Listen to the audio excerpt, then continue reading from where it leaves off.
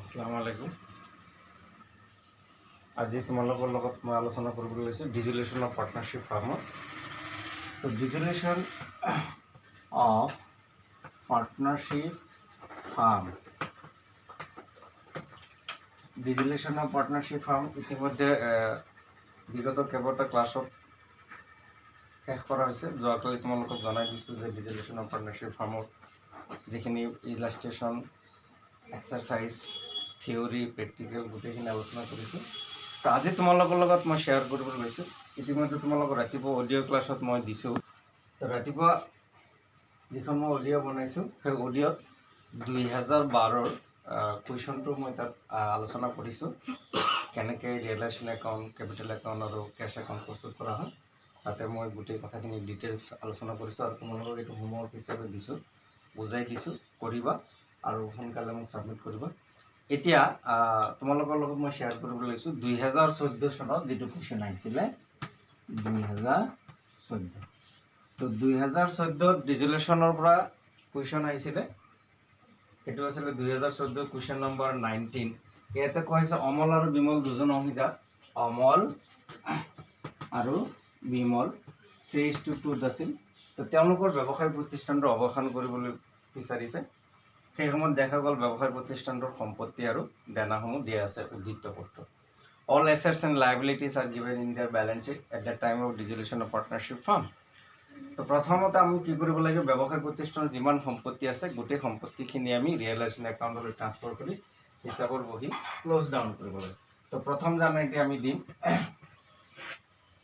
যিখিনি সম্পত্তি আছে আমি ট্ৰান্সফাৰ কৰিম। তাৰ কাৰণে জানুৱাৰীটি হ'ব realisation account debit, realisation account debit to যিকেইটা এছেট আছে, fixed assets, stock, debtors. Fixed assets আছে, ফিক্সড এছেটছ একাউণ্ট, ষ্টক আছে আৰু ডেটৰ্ছ আছে। এইখিনি আছিলে। তো ফিক্সড এছেটছ 30,000, ষ্টক 10,000, ডেটৰ্ছ 15,000। 30, 10, 15, 30,000, 10,000 আৰু 15,000। তেনেহ'লে 30, 10, 15 এইখিনি আছিলে সম্পত্তি। দেনাৰ ভিতৰত আছিলে মাত্ৰ দেখা গৈছে, দেনাৰ ভিতৰত আছে ক্ৰেডিটৰ্ছ। এতিয়া সম্পত্তিখিনি ট্ৰান্সফাৰ কৰিলে তাৰ নেৰেশ্যন দিব লাগিব। 30, 40, 50, 55,000 নেৰেশ্যন দিয়া। Being assets transfer to realisation account for close down the books। হিচাপৰ বহীসমূহ বন্ধ কৰাৰ কাৰণে সম্পত্তিৰ মূল্যদায়কৰণ হিচাপলৈ স্থানান্তৰ কৰা হ'ল। 2 নম্বৰ, যিখিনি দেনা আছে, দেখা গ'ল আমি ইয়াতে দেখা পাইছোঁ বেলেঞ্চ শ্বীটৰ উদ্ধৃত পত্ৰ এটাই দেনা আছে আৰু সেইটো হৈছে মাত্ৰ ক্ৰেডিটৰ্ছ 20,000 আছে। দেনা যেতিয়া ট্ৰান্সফাৰ কৰা হ'ব, creditors account debit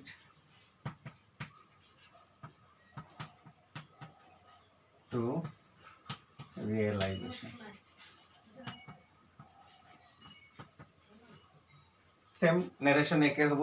being liability transfer to realisation account for close down the books. তো ক্ৰেডিটৰ্ছ আছিলে আমাৰ 20,000 টকা, 20,000, ক্ৰেডিটৰ্ছ 20,000, নেৰেশ্যন সেম হ'ব। তো এই হ'ল আমাৰ সম্পত্তি আৰু দেনা ট্ৰান্সফাৰৰ। এতিয়া আমি 3 নম্বৰ এণ্ট্ৰি দিম। 3 নম্বৰ এণ্ট্ৰি সম্পত্তিখিনি বিক্ৰীৰ বাবদ এণ্ট্ৰি। তো সম্পত্তিখিনি বিক্ৰী হৈছে, assets are realised, fixed assets 28, stock 8,000, debtors 13,000 টকা। এই তিনিটা সম্পত্তি বিক্ৰী হৈছে। তেতিয়া বিক্ৰী হ'ব bank account debit to realisation account, realisation account. তো এই তিনিটা সম্পত্তি বিক্ৰী হৈছে, ফিক্সড এছেট, ষ্টক, ডেটৰ্ছ। তিনিটা কোনটো কিমানত বিক্ৰী হৈছে? ফিক্সড এছেট 28,000, ফিক্সড এছেট বিক্ৰী হৈছে 28,000 টকা। তাৰপিছত ষ্টক 8,000, ডেটৰ্ছ 13,000, 8,000 আৰু 13,000। তিনিটা সম্পত্তি এইদৰে বিক্ৰী হৈছে। ফিক্সড এছেট 28,000, ষ্টক 8,000 আৰু ডেটৰ্ছ 13,000। তো এইখিনি বিক্ৰী হৈছে 0, 0, 8, 8, 16, 3, 19, 9, 7, 1, 3, 1, 7, 49,000 বিক্ৰী হৈছে, অৰ্থাৎ 49,000। নেৰেশ্যন হ'ব বিং assets realized, সম্পত্তি বিক্ৰিৰ বাবদ প্ৰয়োজনীয় জমাদাৰ বস্তু। তাৰপিছত সম্পত্তি বিক্ৰি হৈ গ'ল, ক'লে যে ক্ৰেডিটৰ্ছ পেইড কৰা হৈছে 10% কমাই, যিমান ক্ৰেডিটৰ্ছ হ'লে তেওঁক কম 10% কমকৈ দিয়া হৈছে। এক্সপেন্স অন ৰিয়েলাইজেশ্যন 1,500 টকা। এই বিক্ৰী কৰিব সম্পত্তি মূল্য আদায় কৰিবলৈ যাওঁতে অলপ খৰচ হৈছে, ব্যয় হৈছে। তো সেই খৰচ ব্যয় যেতিয়া হ'ব তাৰ লগত জানি দিয়া হ'ব realisation account debit, realisation account debit. তো ইফালে জাগা কম হোৱাৰ কাৰণে মই এইটো মুচি দিলোঁ, তোমালোকে পাবা, এইটো মই মুচি দিলোঁ। Realisation account debit to bank account, bank account. তো কিহৰ কাৰণে বেংক এইটো? যে ৰিয়েলাইজেশ্যন এক্সপেন্স হৈছিলে, খৰচ হৈছিলে, ৰিয়েলাইজেশ্যন এক্সপেন্স হৈছিলে 1,500 টকা, 1,500। মই ইচ্ছা কৰিলে ব্ৰেকেটত এনেকৈ দি দিব পাৰোঁ। এইটো কিহৰ কাৰণে? এক্সপেন্সৰ কাৰণে 1,500 টকা। 2 নম্বৰ, যেতিয়া ক্ৰেডিটৰ্ছ পেইড কৰা হ'ব, সেম জানেণ্টি realisation account debit to bank account. তো realisation account debit to bank account, same মই এটাতে দেখাই দিলোঁ বেংক একাউণ্ট। এইটো কিহৰ কাৰণে? ক্ৰেডিটৰ্ছক পেইডৰ কাৰণে, ক্ৰেডিটৰ্ছক আমি পেইড কৰিলোঁ। তো ক্ৰেডিটৰ্ছক পেইড কেনেকৈ কৰিছোঁ? ইয়াতে কুৱেশ্যনত কৈছে ক্ৰেডিটৰ্ছক 10% কমাই পৰিশোধ কৰা হৈছে। Creditors were paid at a discount of 10%। তো ক্ৰেডিটৰ্ছ আছিলে 20,000, 10% যদি আমি কমাই পৰিশোধ কৰিছোঁ তেনেহ'লে 18,000 টকা। অৰ্থাৎ 10% আমি ডিছকাউণ্ট পাইছিলোঁ, 18,000 টকা পৰিশোধ কৰোঁতেও আমাৰ ফুল ছেটেলমেণ্ট হৈছে, আমি আৰু দিব নালাগে ক্ৰেডিটৰ্ছক। নেৰেশ্যন হ'ব being expense on realisation and creditors paid.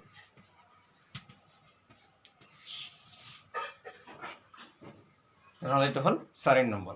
অৰ্থাৎ প্ৰথম এণ্ট্ৰি দিলোঁ সম্পত্তি ট্ৰান্সফাৰ, 2 নম্বৰ দিছিলোঁ আমি দেনা ট্ৰান্সফাৰ, 3 নম্বৰ দিলোঁ সম্পত্তিৰ বিক্ৰী, 4 নম্বৰ ৰিয়েলাইজেশ্যন এক্সপেন্স আৰু ক্ৰেডিটৰ্ছ পেমেণ্ট, অৰ্থাৎ থাৰ্ড পাৰ্টি যিখিনি ঋণ পৰিশোধ কৰিব লগা থাকে সেই ঋণ পৰিশোধ কৰিলোঁ। এই 4টা এণ্ট্ৰি। এতিয়া এই সম্পত্তি দেনা এইবিলাক বিক্ৰী কৰি ঋণ পৰিশোধ কৰোঁতে ব্যৱসায় প্ৰতিষ্ঠানটোৰ লাভ বা লোকচান কিবা এটা হ'ব পাৰে। এতিয়া লাভ হৈছে নে লোকচান হৈছে আমি চাম। তো লাভ লোকচানটো আমি কেনেকৈ চাম? আমি এটা ৱৰ্কিং নোট কৰিলেও ওলাব পাৰিম। মই এইটো মুচি দিছোঁ, 4 নম্বৰটো ৱৰ্কিং নোটটো দেখাই দিছোঁ। মানে ৰিয়েলাইজেশ্যন একাউণ্ট বনালে সুবিধা হয়। মই জাষ্ট এটা ৱৰ্কিং নোটৰ নিচিনা দেখাই আছোঁ। ধৰি লৈছোঁ এইটো ৰিয়েলাইজেশ্যন একাউণ্ট। তো প্ৰথমতে আমি যেতিয়া সম্পত্তি ট্ৰান্সফাৰ কৰিছিলোঁ realisation account debit two assets account, এইখিনি সম্পত্তি আমি ট্ৰান্সফাৰ গোটেই কিমান টকা? 55,000। দেনা যেতিয়া আমি ট্ৰান্সফাৰ কৰিছিলোঁ এটাই আছিলে ক্ৰেডিটৰ্ছ, তেতিয়া আছিলে ক্ৰেডিটৰ্ছ একাউণ্ট ডেবিট, গতিকে বাই ক্ৰেডিটৰ্ছ 20,000 টকা। 2 নম্বৰ। 3 নম্বৰ আছিলে যে আমি সম্পত্তিখিনি বিক্ৰী কৰিছোঁ, তেতিয়া জানোতে চোৱা bank account debit to realisation, গতিকে বাই বেংক। কিমান টকা বিক্ৰী কৰিছোঁ? 49,000। আৰু 4 নম্বৰ আছিলে যেতিয়া আমি ক্ৰেডিটৰ্ছ আৰু ৰিজলিউশ্যনৰ এক্সপেন্সখিনি যেতিয়া আমি আদায় দিছিলোঁ তাৰ বাবদ এন্ট্ৰি আছিলে realisation account debit to bank account আছিল। তো 1500 টকা আছিলে ৰিজলিউশ্যন এক্সপেন্স আৰু ক্ৰেডিটৰ্ছত দিছিলোঁ আমি 18,000 500 19,500 ইয়াতে লাভ হয় নে লোকচান হলে তোমালোকে চাবা যদি ডেবিট সাইড ডাঙৰ হয় তেনে লোকচান হ'ব আৰু ক্ৰেডিট সাইড ডাঙৰ হলে লাভ হ'ব। দেখা পাই আছো বোধহয় ডেবিট সাইডটো ডাঙৰ হ'ব,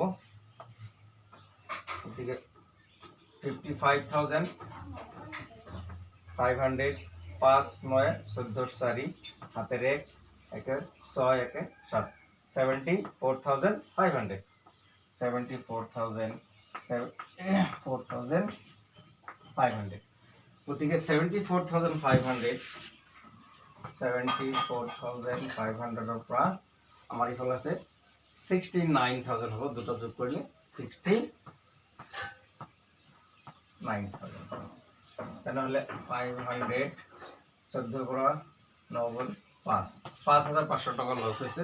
লছ হলে ইফালে হয় সাধাৰণতে এনেকৈ লিখিব লাগে পাৰ্টনাৰ্ছ কেপিটেল একাউণ্ট।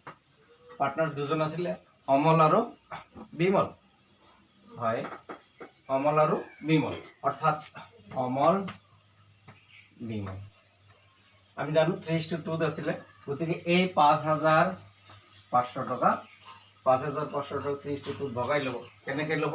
5,500 এজনে পাব 3:2 মানে 3/5 অর্থাৎ 5 এর ভিতৰত 11 বাৰ 0 3 11 33 এজনৰ 3300 আৰ এজনৰ 2200 3300 আর 2200 এই 5,500 টাকা লোকসান হয়।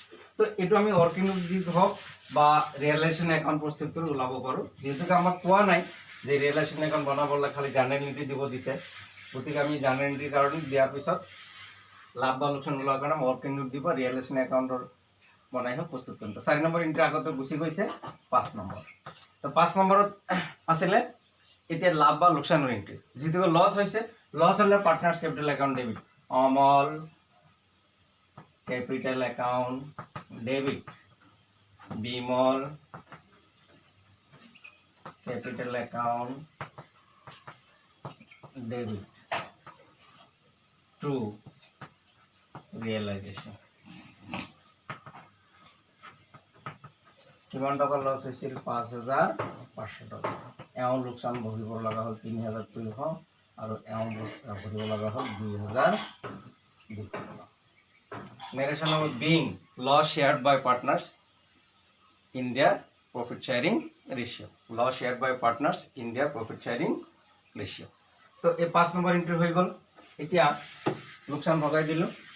এতিয়া ব্যালেন্স শিটত চোৱা কিবা ভগাই দিব লগা আছে নেকি? ব্যালেন্স শিটত আগৰ পৰা আছিলে ৰিজাৰ্ভ ফান্ড আছিলে আৰু প্ৰফিট এণ্ড লছ একাউণ্ট আছিলে। তো ৰিজাৰ্ভ যেতিয়া ভগাই দিয়া হ'ব সেইটো হ'ব reserve fund account debit, reserve fund account debit to Amal capital to Bimal capital তেওঁলোকে ভগাই ল'ব। তো ৰিজাৰ্ভ ফাণ্ডত আছিলে তেওঁলোকৰ 5,000 টকা, এই 5,000 টকা তেওঁলোকে ভগাই ল'ব 3:2 অৰ্থাৎ এজনৰ 3,000 আৰু এজনৰ 2,000। Narration of being reserve fund transferred to partners capital account in their profit sharing ratio 7 number. আৰু এটা আছিলে লস আছিলে প্রফিট এন্ড লস অ্যাকাউন্ট 2,000 লোকসান profit and loss account debit to partners Amar capital Bimal capital. তো লোকসান আছিলে প্রফিট এন্ড লস অ্যাকাউন্টত আছিলে 2,000 টাকা, এই 2,000 টাকা লোকসান ভগাই ল'লে এজনে পাব 1200 টাকা আৰু এজন ভাগত কৰিব 800 টাকা 800 টাকা। এতিয়া লাষ্ট এন্ট্ৰি ফাইনাল পেমেন্ট। এতিয়া ফাইনাল পেমেন্ট কৰাৰ সময়ত আমি কেনেকৈ ওলাম? পার্টনার্স ক্যাপিটাল অ্যাকাউন্ট বনাব লাগিব। তো পার্টনার্স ক্যাপিটাল অ্যাকাউন্ট বনালেহে গম পাম বা ওয়ার্কিং নোট দিয়ে আমি ওলাব পাৰিম। মই ওয়াৰ্কিং নোট দিছোঁ, দুজন পাৰ্টনাৰ আছিলে, এইটো অমল বিমল, ব্যালেন্স বিডি অৰ্থাৎ বছৰৰ আৰম্ভণিৰ মূলধন কিমান আছিল অমলৰ আছিলে 20,000 বিমলৰ 15,000 20,000 15,000 ৰিজাৰ্ভ ফাণ্ডৰ ভাগ পাইছিল প্লাস শেয়াৰ অফ ৰিজাৰ্ভৰ ভাগ পালে 3,000 এও পালে 2,000 তেনে যোগ কৰা 23,000 এওৰ হল 17,000 আৰু লেস লোকসান হৈছিলে লস অন ৰিয়েলাইজেশন লোকসান এওৰ লোকসানৰ ভাগ লব লগা হৈছিল 3300 আৰু এওৰ আছিলে 2,200 আৰু এটা আছিলে profit and loss account debit balance আছিলে তো profit and loss account debit balance আছিলে এজনৰ 1200 আৰু এজনৰ 800 1200 আৰু 800 তেনেহলে চোৱা এতিয়া 23,000 ৰ পৰা 4,500 অৰ্থাৎ 23,000 ৰ পৰা 23,000 ৰ পৰা 3,000 4,500 মাইনাস কৰিলে 0 0 10 পৰা 5 গল 5 12 পৰা 4 গলে 8 18,500 টকা অৰ্থাৎ আমি পেমেন্ট কৰিব লাগিব এজনক পেমেন্ট কৰিব লাগিব 18,500 এওৰ হৈছে 18,500 টকা আর 17,000 তারপর গল আমার 3,000 অর্থাৎ 14,000 এখানে তো 18,500 আর 14,000 তো লাস্ট পেমেন্টর এন্ট্রি এতিয়া পেমেন্টর এন্ট্রি হবো এতিয়া পেমেন্টর সময় লাস্ট 8 নম্বর এন্ট্রিতে হবো পার্টনার্স ক্যাপিটাল অ্যাকাউন্ট অর্থাৎ Amal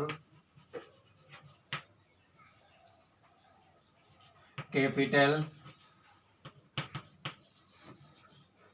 account debit Bimal capital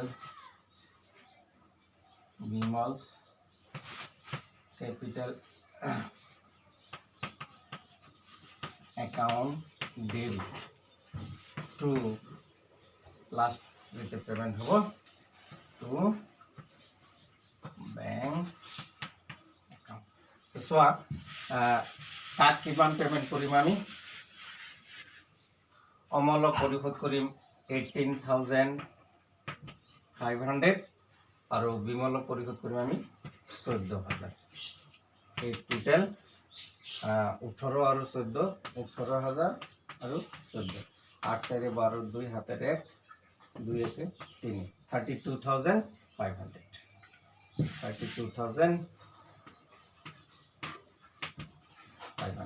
Narration about being final payment made at the time of dissolution of partnership firm. অংশীদাৰী ব্যৱহাৰ প্ৰতিষ্ঠানৰ অৱসানৰ সময়ত ফাইনেল পেমেন্ট কৰা হ'ল এই হ'ল 8টা এন্ট্ৰি এতিয়া ইয়াৰ পৰা ৰিয়েলাইজেশ্যন একাউণ্ট বনোৱা মই এটা নোটছ আকাৰো আলোচনা কৰিলো পাৰ্টনাৰ্ছ কেপিটেল একাউণ্ট নোটছ দি দেখালো এনেকৈ প্ৰস্তুত কৰিব পাৰিবা তাৰপিছত ৰিয়েলাইজেশ্যন একাউণ্ট আগে পিছে কেশ একাউণ্ট কেনেকৈ প্ৰস্তুত কৰিব লাগে বেংক একাউণ্ট দেখাইছো তে এই আছিল আমাৰ 2014 ফাইনেল একাউণ্ট তো তোমালোকক 12 বুজাই দিলো অডিও 13 দিয়া নাই 14 আমি আলোচনা কৰিলো আশা কৰো তোমালোকে বুজি পাইছা আৰু বুজা যদি কিবা অসুবিধা হৈছে মোৰ লগত যোগাযোগ কৰিবা বুলি আশা ৰাখি আজি এইখিনিতে সমাপ্ত কৰিছো ধন্যবাদ